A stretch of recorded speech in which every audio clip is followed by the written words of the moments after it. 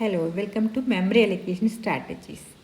So all the processes which are entered into systems forms a queue in the disk that is called input queue, and using some disk scheduling algorithm, some of these processes will be selected to be loaded into main memory.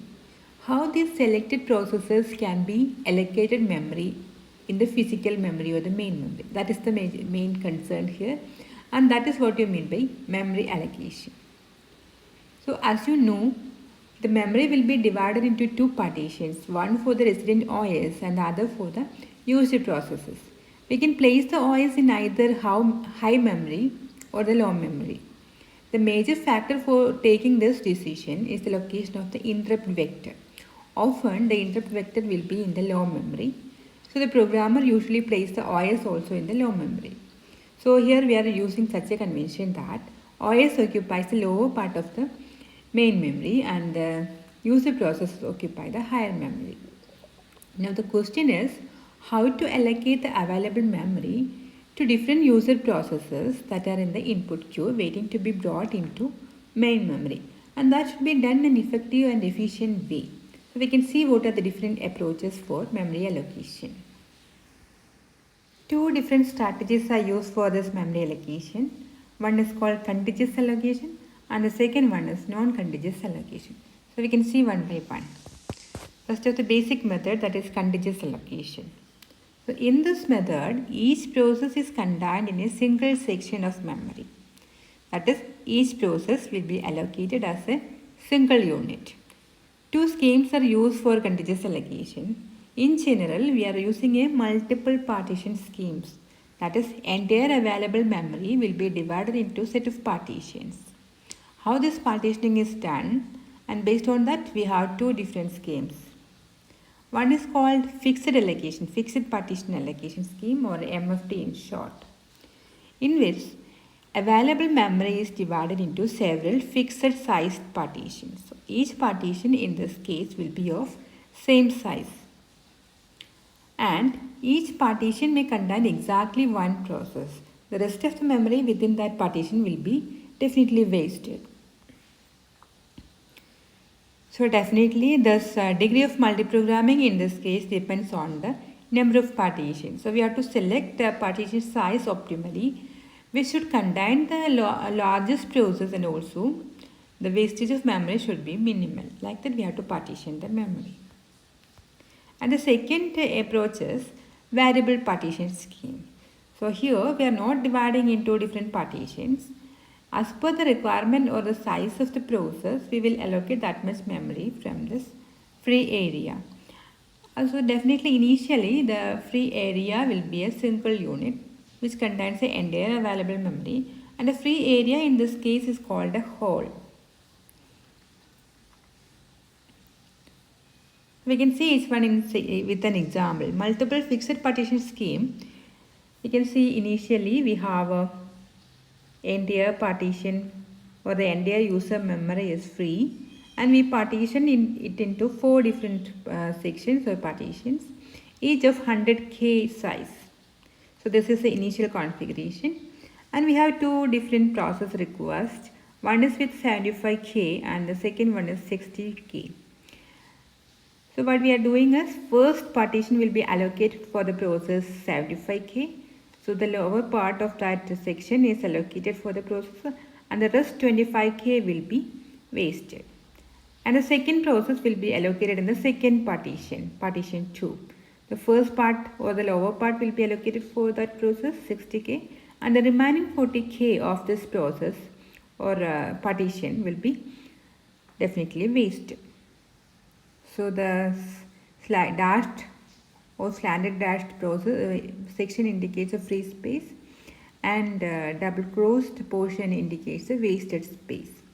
So here the degree of multiprogramming is just 4, because we have only 4 partitions. At any time only 4 different processes can be allocated memory. This is how the multiple fixed partition allocation schemes work. Now coming to the variable partition scheme, it's actually generalization of the fixed partition scheme, in which the entire user space is initially treated as a single free space that is called a hole, And whenever a new process request arises, it will be allocated memory, obviously starting from the lower part. So here we have two requests, 70K and 40K. The first 70K will be allocated for the process 70K and the rest will be allocated for 40. The remaining will be declared as a whole. So the processes are getting allocated and deallocated, and eventually what happens is the memory contains a set of holes of various sizes scattered throughout the memory. So at any time the OS will have a list of free block sizes or list of free holes and an input queue of processes. So whenever a new request arrives, that is whenever a new process has to be loaded into main memory, the question is how to satisfy a process of size n from a list of free holes, or how to select a particular hole for allocation for a new process. Three different strategies are used, and these strategies are commonly known as dynamic storage allocation problem. First fit is the basic method. In this, allocate the first hole from the list that is big enough. This is the simplest one. And second one is that allocate the smallest hole that is big enough. So definitely we have to search the entire list to get the smallest one unless the list is ordered by the size.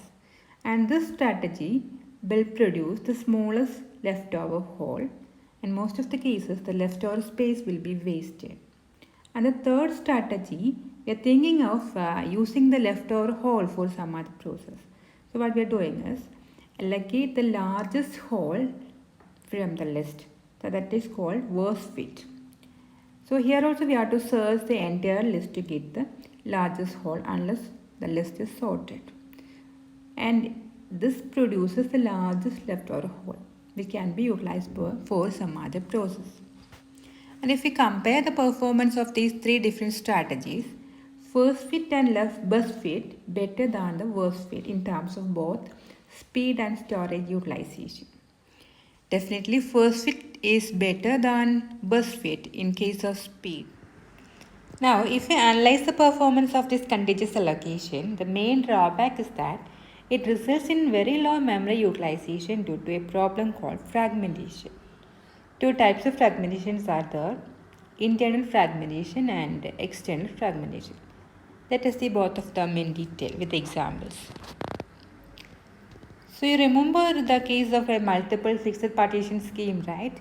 We will divide the entire free space into fixed size partitions and we allocate process such that one partition may contain exactly one process. So here example, we have a 75K process which is allocated within a 100K partition. And what about the remaining space within the partition? That is actually unallocated and wasted. That's an example for internal fragmentation. Memory space within a block is actually get wasted, right? And that is called internal fragmentation. Now, in the case of variable partition scheme also, there can be internal fragmentation. We can see an example for such a case. See here, we have a 4K sized hole, 4K size free space in which we have to allocate a process of 4000 bytes. Now, so remaining 96 bytes will be there, which is actually unallocated. In normal case of variable partition scheme, we will declare this remaining part as a free hole so that some other process can be allocated. But what about the sizes? Very few, right? Only few locations are there. So keeping track of this hole won't be worthwhile. So what we will do is, for such a tiny holes, that won't be declared as hole. Instead, it will be just left as such. Okay, it will be part of this block but unutilized. So that's also an example for internal fragmentation. Okay, so these two are the cases in which internal fragmentation occurs. Now coming to the second type of fragmentation, that is external fragmentation. Let us see the case of multiple variable partition schemes. So we have a lot of holes here and there as the memory are getting allocated and deallocated. Suppose we are taking this scenario as an example. We have 175K process here, 200K process here, and 150K process. All these three is allocated, and two holes are there. One is of size 35K and the second one is of size 25K. Now suppose we have to allocate a new process whose size is actually 50K. Can we allocate that process here? No, because we don't have a contiguous 50K space, right? Even though the total free space is actually 35 plus 25, 60K, we cannot allocate even a 50K process because these holes are not together. Okay, so that is called external fragmentation. These are two different types of fragmentation.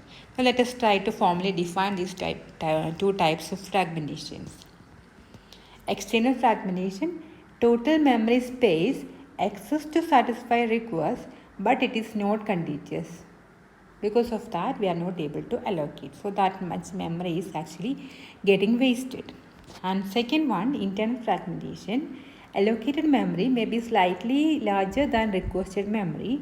This size difference is memory internal to a partition but not being used.